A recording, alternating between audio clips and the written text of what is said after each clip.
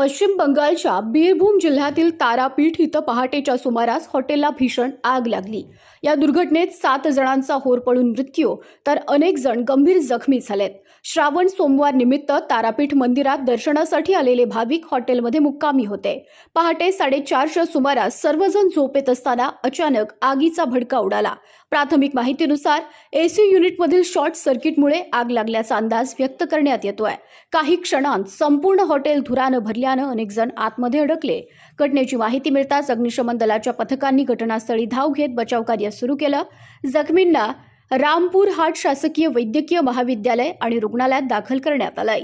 या दुर्घटनेत बचावलेल्या महिलेनं सांगितलं की हॉटेलमध्ये अचानक मोठ्या प्रमाणात धूर पसरला आणि श्वास घेणंही कठीण झालं होतं।